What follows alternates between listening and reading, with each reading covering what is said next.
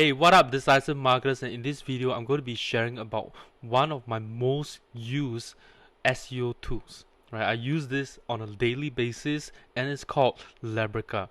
So Labrika is a in-depth SEO site audit tool, and I'm going to share with you how to go through the report and how to try and resolve the issues that you come across in your Labrika SEO report itself. Of course, I'm not a super technical person. I'm just going to kind of explain some of the issues that are in there, those that I could cover. I will try my best and explain them. Otherwise, usually some of these technical issues, I actually pass them on to one of my developers to resolve them. So let's before we dive into Labrika, be sure to hit that subscribe button if you like to see more digital marketing or e-commerce content, and if you are a software or lifetime deal enthusiast, be sure to join our Facebook group. The link is in the video description as well. So let's dive into Labrika.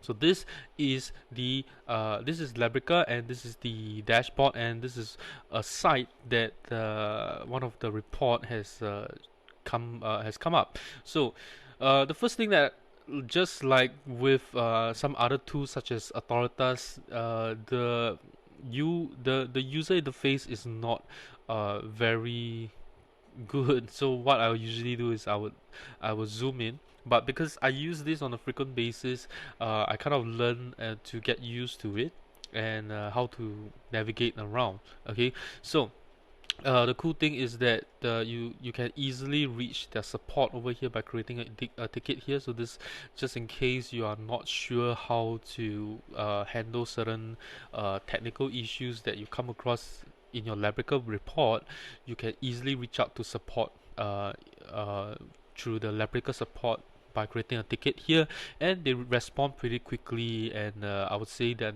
their support is very friendly and willing to help you. And whenever they reply me, they would send me a lot of screenshots and show me step by step how to resolve the issue that I have. Okay, so the first thing that you want to do, of course, is to add your website. Okay, so with you just put in your domain name, your site language, your site title, just for you to kind of identify which site it is, and the number of pages to scan. So the thing about number of pages to scan, I was having a problem with this before, because I wasn't sure how many pages to scan, and because I don't know how many pages does my site actually has. So what I do now is actually I will set maybe like 5,000, which is actually pretty big number for most of us. And what happens is that if there are any credits that are unused, they would actually be returned into your credit balance as well. And the credits, they refresh every month. Okay, so this is kind of what I'll do here. Just select a number that is more than more than the pages that you have on your website, right? So let's say you only have maybe 2,000 pages, just click 3,000 and crawl through your website. Any unused credit is returned to you, so you are not overutilizing them at all. Okay, and you can set more crawlers, but because they are actually crawling every single page and digging out every single detail on your website, so if you put more crawlers, it can slow down your website, but it crawls and generates the report for you faster. So usually I'll just set as one. Okay, and you can set if you want to crawl any subdomains as well. And if you want to do you want to crawl no follow links as well? Okay, so this is where you set them up, right? So in case you don't know what no follow links are, basically those are links that tells a crawler not to click and follow this link, right, and crawl the next page from this link, right? So that's what no follow does. Okay, and you can also, whether you want to search for your subdomains for keyword search rankings, is in there as well. And I'm just going to open up the yeah, so because I already set this up, and you can actually connect. Okay, so the first thing is that uh, Labrika would try and come up with some keyword ideas, keyword suggestions, and suggest them to you so they can add them in. But just to be clear here, I do not use Labrika for rank tracking. Okay, I do not use Labrika for rank tracking. I use other tools that's able to give me rank tracking on a daily basis. So with Labrika, the only frequency that the most frequent frequency that you can have is actually on several times a week. Okay, several times a week. So sometimes you want like daily data, you want super accurate data. I will use a different tool for that. Okay, but you can, if you don't have any other rank tracking tools, and tracking your rank on a daily basis is not very important, you can make use of Labrika for rank tracking. Okay, so search engine, you can add the search engines that you want to be tracking, do using for your rank tracking. Then because I do not do rank tracking at all, I don't have to actually put anything in here at all. And I would actually set a uh, weekly analysis, right? Weekly report of my technical issues, right? So I'm just mostly just going to be talking about the technical aspect of Labrika over here, and not so much on the rank tracking.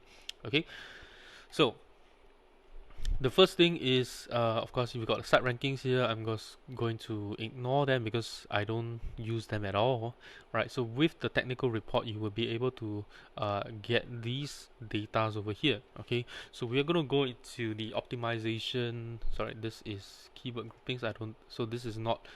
This we are not going to be looking at that as well. We're just going to be looking at. Right. So this is the summary report. So with the summary report, okay, it tells you, how many critical errors you have, okay, and uh, and then it gives you some data about all this, how many pages are indexed by Google, you know, right, how many pages are actually shown on Google, okay, and your SSL cert, okay, so these are pretty simple. Is that how your SSL cert, if you have it, right? So if you have, you put a yes. When is it valid till? So if it's expiring, it will show up at maybe like an orange color. So you might want to renew your SSL cert, right? So all this information tells you kind of what you want to be doing. If you are doing, if there's a proper redirect from HTTP to HTTPS, right? So this tells you the SSL cert portion. Okay, then this is the website availability test. So I'm just going to show you over here. Okay, so this tells me that my website is actually accessible from all these places except for Canada. It's giving a 403 status code. This is because my web host actually blocks bots, and is able to detect that the Labrika bot that comes from the Canada, is actually a bot. So uh, Canada, the bot that comes from Canada is not able to bypass the bot challenge, right? The captcha hence is not able to show. Okay, so it's not necessary that your website is not accessible, but probably you have some form of Cloudflare security, that blocks the Labrika bots from crawling your site. Okay, so that's something to take note of. Okay, and preferred URL. Okay, so because these are blocked, so it is not able to show. Okay, so domain age, right, tells you when your domain expires, and then you want to renew by then. Okay, and then your name servers, okay, right, and then any server errors, and any other issues that you have here. which I'll go through in more details later on, right? Okay, so the first one is so we already went through the website availability test. Okay, so all the browsers are working, just the Canada one is not working. This tells you how many if you have any error 400s. So these are pages that is not able to be accessed because of the page is there is no page itself, the page doesn't exist, or like what you've seen, maybe there's a bot challenge, something like that, right? So for error 400, so you want to kind of fix up those errors, and error 500s are usually server errors. So could be your hosting isn't working working so well when the bot was crawling. So this is more about uptime, right? Uptime. So 400 is much more critical than the 500, I would say, right? 500 is probably maybe some scripts that are not loading, and um, it just that particular page is down, right? But usually when you come across error 500, your entire site should be down, but they usually come back up quite quickly as well. So not responding pages, okay, if it's not loading, right? So critical markup errors are, I would say, HTML errors. Uh, so maybe your code isn't very clean. So we are actually in the process of still optimizing the page itself. So if you come across critical markup errors and it's not a product page or anything like that, there's nothing much to worry too much, I would say, because usually HTML errors, if you just kind of want to clean that up so that your page loads a bit faster. But because HTML is a very small piece of code, it doesn't really slow down your website that much. So I wouldn't say that it's very critical for you to solve HTML errors, but it would be good if you solve them, of course, right? So multiple title or descriptions. So if you have page titles or page descriptions that are very similar, okay, so those are the ones that you want to fix up. Okay, and then robots.txt, this to be honest, I don't know what is this, right? So I would say that it's probably within your robots.txt, there are some issues that is not allowing maybe some bots to crawl your website much better, so you might want to fix that up. Then we have sitemap validator. Okay, so sitemap validator, and we have, so these are pages, these are pages in the sitemap but not available for indexing, uh, and then these are pages that are blocked from indexing. So, and then these are pages that are found but are not shown in your sitemap. Okay, so sitemap is like a directory of your entire website. Uh, so I have some pages that are okay. So I guess they are not able to find my sitemap .xml. So I might want to make that more clear within the my website itself, so that Labrika can find my sitemap and crawl all my pages. Okay, so lost files are files that you link to that are not lost files will be like your images, your let's say you have a PDF file or any downloadable files that you link to and are broken, it will show up here. Okay, then pages with the canonical tag. Okay, so these are pages where you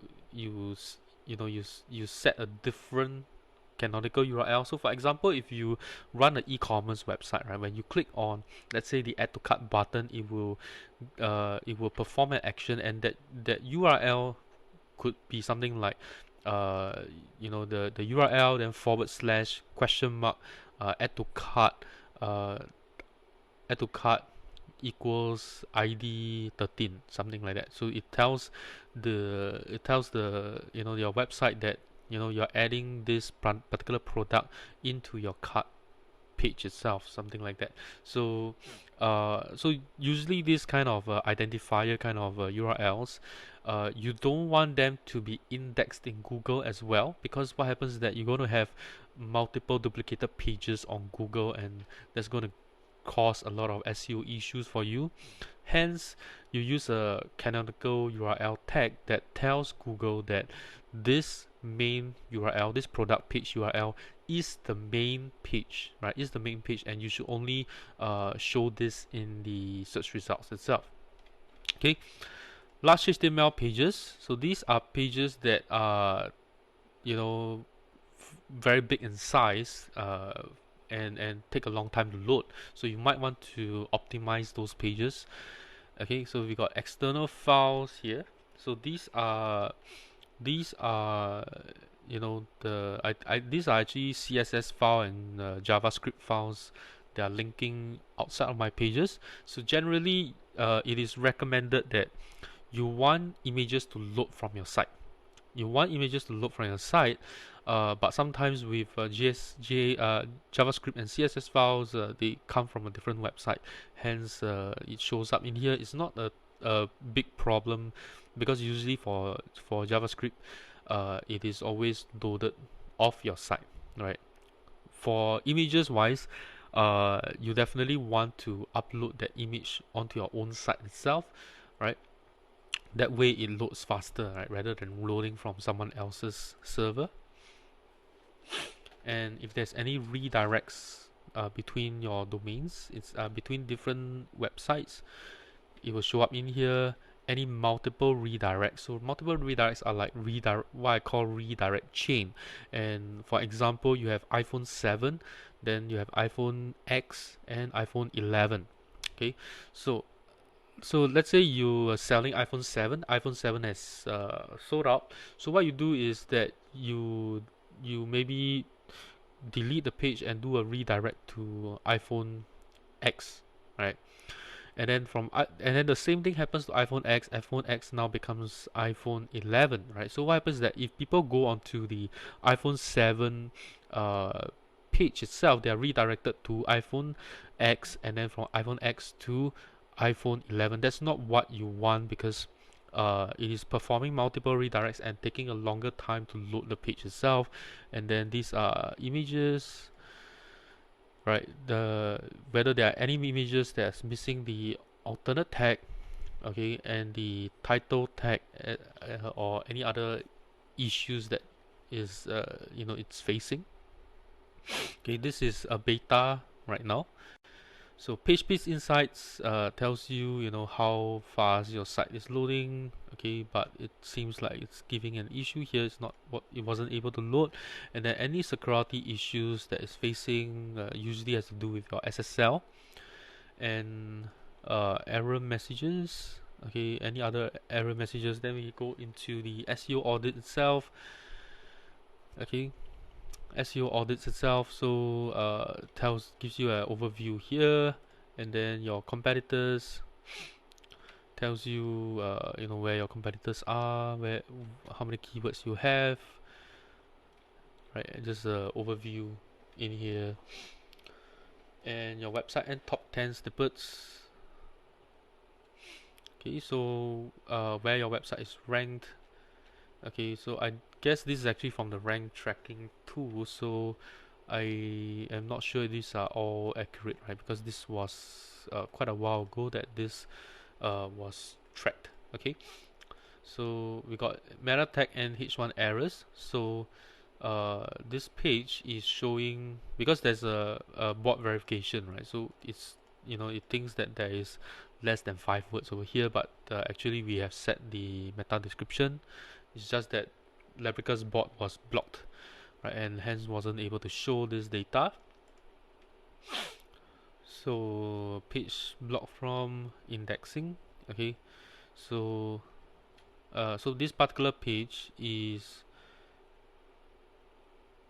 this particular page has a no follow link to it. Okay, and then this one is blocked by no index, so we are not indexing this particular page itself because this product has been removed. Okay, this product has been removed.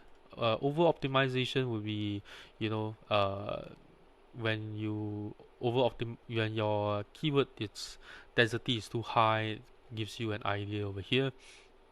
Okay, and where to fix it up. So for example, I use a strong tag along with a heading tag, so that's not recommended as well. So these are where you want to go through and maybe fix them up as well. Okay, so because it may give you some spam errors, like Google might think that you are spam. Okay, then this page itself is not showing properly. Okay, so thin content pages are pages that does not have a lot of content. You may want to beef them up so that uh, Google shows them, right? Because if those pages like what they say here is that if the page has too little content, is Google finds that it's useless and will not really show it in the search results at all. So and then non-original content in on relevant pages. So so some of these content are similar because we are selling other people's product, right? So hence, uh, Labrika thinks that we are stealing out of someone else's data. It's just that these products come from these uh, businesses, and that's where we get the information from, right? So it thinks that it's non-original content, but if you are running a blog or something like that, and this is actually where the plagiarism checker is. Okay, so it kind of tells you if you are plagiarizing too much of someone else's content. So this is where it is. Okay, so Labrika does have a plagiarism checker. Okay, but it crawls your content and tells you if it is. Okay, then non-index landing pages. Okay, so these are pages that are hidden from Google itself. Okay, hidden from Google itself because some of these products are not available anymore, so we actually non-index them so they don't show up in Google. And then we've got adult content. Okay, that's fixed now. So adult content will be, you have some uh adult related words in there. Okay, and then we have swear words. Okay, so that's actually fixed up as well. So previously, the issue that Labrika had was that it was showing certain words within certain words within the word itself. So, for example, maybe you have the word KUM in KUM within a word itself, right? Maybe a word that was spelled within the word itself. This word appears. Uh, you know, let's say you have a word like cumin. Okay, then it thinks that it's a swear word or an adult word because it contains the word cum, right? cum. So it looks like they fixed up that issue recently. So I'm pretty happy with Labrika's update so far, and user behavior data. So we don't really have this as well because we didn't do any rank tracking. So pretty much this is how you go through the. Okay, so we got one more section here which is links. Let's kind of go through them a little bit. Right, so landing page with too few inbound links. Okay, so that means we don't have a lot of links pointing to this page, which I don't think so. uh, I think it's because with too few inbound links. Okay, I'm not really sure what this is because I definitely have a lot of backlinks pointing to that page. I have a lot of internal links pointing to that page as well. This landing page with too few inbound links, external links, links with no anchor text. Okay, so I'm not really sure about this section over here because I don't really look at that. I mostly spend my time with the technical audit menu. Okay, so this is okay, and one more thing is that you can let me see.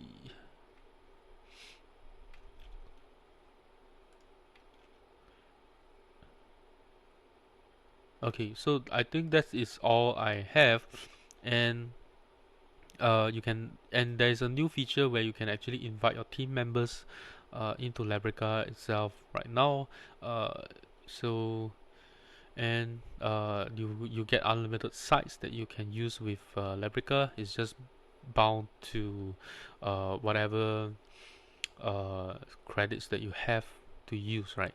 So this is basically Labrika, and I hope you guys got value out of this video on how to resolve some of. I wasn't able to explain everything because I'm not a technical person, and I don't use it for rank tracking at all. But if you see, I hope you guys see value on how to resolve some of the technical on-page, on-site SEO issues that you have by using the Labrika audit tool.